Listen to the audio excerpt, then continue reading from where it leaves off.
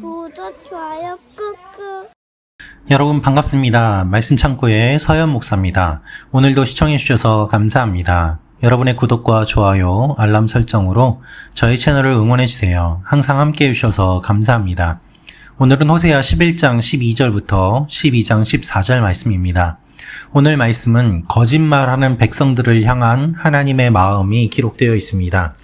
하나님께서는 이스라엘 백성들의 특징을 거짓말이라고 정의하십니다. 그들이 얼마나 거짓말을 많이 하고 속임수를 많이 썼는지 주님께서 알고 계시기 때문입니다. 사랑하는 말씀 창고 가족 여러분, 하나님은 거짓을 싫어하십니다. 오늘 이 말씀을 통해서 우리에게 주시는 하나님의 마음을 함께 묵상해 보기 원합니다. 12절부터 말씀입니다. 에브라임이 거짓말로 이스라엘 족속이 속임수로 내 주위를 둘러쌌다. 그러나 아직도 유다는 하나님께 신실하시고 거룩하신 분께 반항하고 있다. 바람이 에브라임을 몰아치고 에브라임은 계속해서 동쪽 바람을 뒤쫓아가며 거짓말과 폭력을 증가시킨다. 그들이 아시리아와 조약을 맺고 이집트에는 기름을 보낸다. 여호와께서 유다와 시비를 따질 일이 있다. 그분이 야곱의 행동에 따라서 그를 처벌하시고 그의 행위에 따라서 그에게 되갚아 주실 것이다. 야곱이 어머니 뱃속에서 자기 형의 발뒤꿈치를 붙잡았고 어른이 돼서는 하나님과 씨름했다. 그가 천사와 씨름해 천사를 압도하고서 울면서 천사에게 은총을 구했다. 그가 하나님을 베델에서 만났고 그곳에서 그분과 이야기했다. 그분은 만군의 하나님 여호와다. 여호와는 그분의 잘 알려진 이름이다. 그러므로 너는 내 하나님께로 돌아가야 한다. 인애와 정의를 준수하고 끊임없이 내 하나님을 만나고 기다려라. 상인들은 속이는 저울을 손에 들고 착취하기를 좋아한다. 에브라임은 말한다. 나는 아주 부자다. 나는 많은 재산을 가졌다. 내 모든 재산에 대해서 그들이 불법이나 죄를 찾지 못한다. 나는 너를 이집트 땅에서 이끌어낸 내 하나님 여호와다. 내가 너를 다시 천막 안에서 살게 하기를 정기적으로 있는 명절처럼 살게 할 것이다. 내가 예언자들을 통해 말했고 그들에게 여러 환상을 주었으며 예언자들을 통해 비유로 이야기했다. 길르앗은 악하다. 분명히 그들은 아무 쓸모가 없다.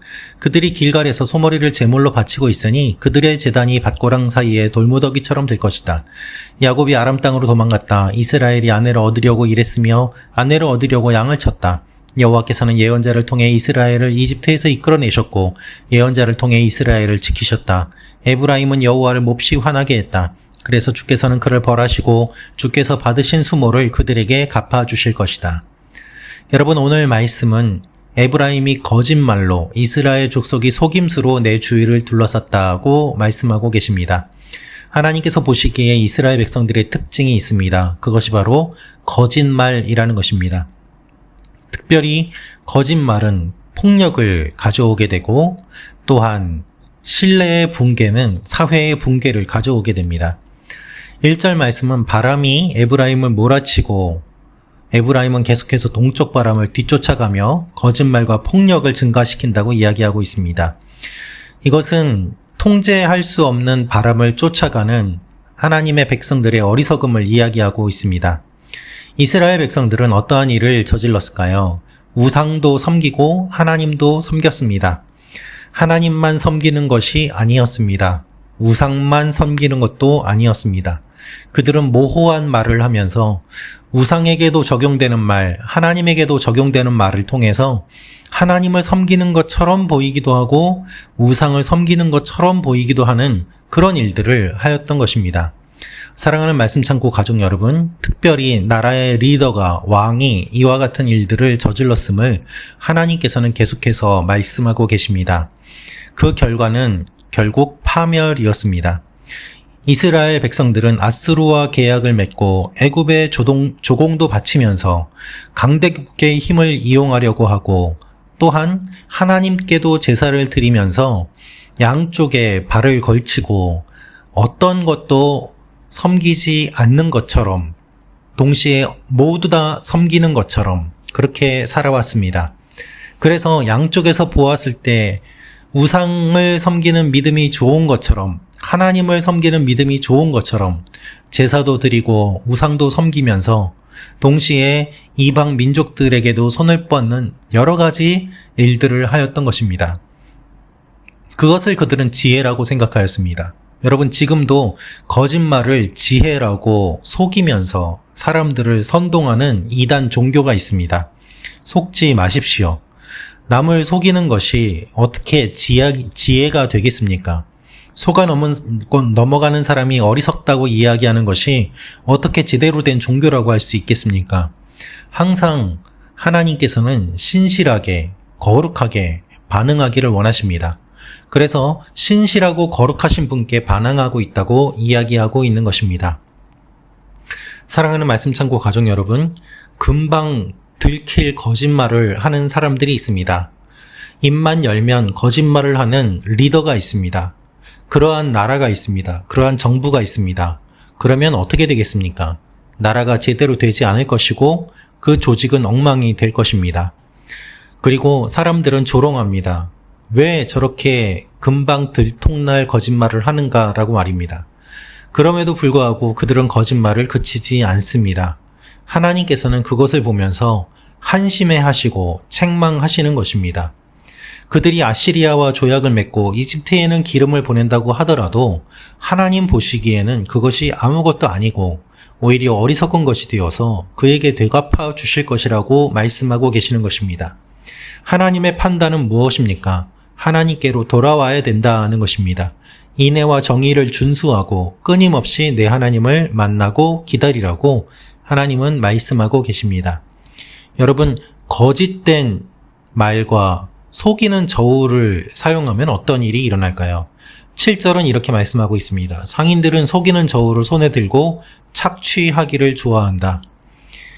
속이는 저울을 사용하면 사회의 신뢰가 무너지게 되고 결국 그것은 사회의 붕괴를 가져오게 됩니다. 하나님께서는 이것을 예전부터 엄격하게 금지하셨습니다. 그러나 지금 우리가 살고 있는 이 사회를 보아도 아직도 거짓된 저울을 사용하는 사람들이 있습니다. 수산시장에서 생선의 무게만 재는 것이 아니라 물을 담아서 물의 무게까지 재고 그것을 돈으로 받는 사람들이 있습니다. 고기의 근수를 속이며 저울에 조작질을 하는 사람들이 있습니다. 더 나아가서 가짜 돈을 만들고 그것을 유통하는 사람들이 있습니다. 사회의 신뢰를 붕괴시키면 그 사회는 유지될 수 없기 때문에 그것들에 대해서 엄격하게 제한을 해야만 하는 것이죠. 그러나 하나님 보시기에 그것이 악함에도 불구하고 그런 일을 버젓이 행하는 사람들이 있었고 하나님은 그것을 책망하십니다. 여러분, 이때의 이 책망이 지금 우리가 살고 있는 이 사회에도 동일하게 적용된다는 사실을 우리는 기억해야만 합니다. 에브라임은 이렇게 속이면서 돈을 모았고 그렇게 해서 자신감을 가지고 이렇게 이야기합니다. 나는 아주 부자다라고 말입니다. 나는 많은 재산을 가졌다라고 말입니다. 그러나 하나님께서는 그것들이 아무 소용이 없음을 말씀하고 계십니다. 그들이 악한 일을 하였고 그 모든 일이 하나님을 몹시 화나게 한 일임을 그들은 기억하지 못하는 것입니다. 여러분, 7절 말씀을 보면 거짓 저울을 가지고 속이기를 좋아한다는 그 말의 원어를 살펴볼 때 그것들이 기본적인 태도와 방식이었음을 암시하고 있습니다. 사람을 속이는 것, 그리고 거짓말하는 것이 기본적이었다는 것입니다. 진실을 말하지 않습니다. 항상 거짓만 말하고 다른 사람들을 속이는 것이 일상화되었고 그렇게 해서 속여서 자신들의 이익을 취하는 것이 사회의 분위기였다는 것입니다. 우리가 살고 있는 이 사회는 어떻습니까? 순진한 사람을 속이고 그것으로 자신의 배를 채우며 속는 사람이 잘못된 거지 속이는 사람이 무슨 잘못이냐고 이야기하는 그런 사회가 되고 있지는 않습니까? 그러면 하나님의 심판이 반드시 임하게 됩니다. 우리가 한 사람 한 사람이 하나님 앞에 신실하게 살고 또한 하나님 앞에 정직한 사회가 되도록 힘쓸 때 하나님께서는 그러한 사람과 그러한 나라에 축복을 주시는 것입니다. 아무리 제사를 드린다고 하더라도 하나님께서는 그것을 싫어하십니다. 속이는 것을 끊고 하나님 앞에 회개하며 주님 앞에 나아가지 않으면 아무 일도 일어나지 않는 것입니다. 여러분 주위에도 신실한 사람과 거짓말하는 사람이 있을 것입니다. 거짓과 속임수는 사탄의 특기입니다. 항상 처음부터 사탄은 속이는 자로 그렇게 성경에 기록되어 있습니다. 그렇기 때문에 우리가 신실한 말로 하나님 앞에 나아가야지 하나님의 자녀다운 삶을 살게 되는 것입니다.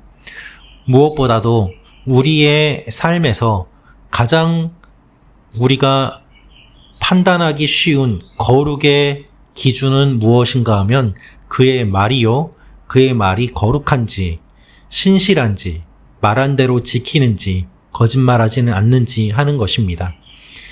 우리의 말부터 시작하여서 우리의 모든 삶이 하나님 앞에 거룩해지도록 하나님 앞에 나아가는 여러분과 제가 되기를 원합니다.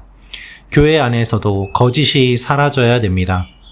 그리고 우리의 삶에서 거짓이 사라져야 됩니다. 거짓과 속임수를 버리고 하나님 앞에 신실하게 나아가야 됩니다. 우리의 입술부터 거룩한 하나님의 백성답게 살아가도록 오늘도 하나님 앞에 기도하며 나아가는 여러분과 제가 되기를 원합니다. 기도하겠습니다. 살아계신 아버지 하나님, 속고 속이는 사회가 되지 않도록 주여 우리를 불쌍히 여겨주시고 붙잡아 주시옵소서. 하나님 앞에 신실한 모습과 신실한 말로 나아가는 주님의 자녀들이 되게 하여 주옵소서. 예수님의 이름으로 기도합니다. 아멘.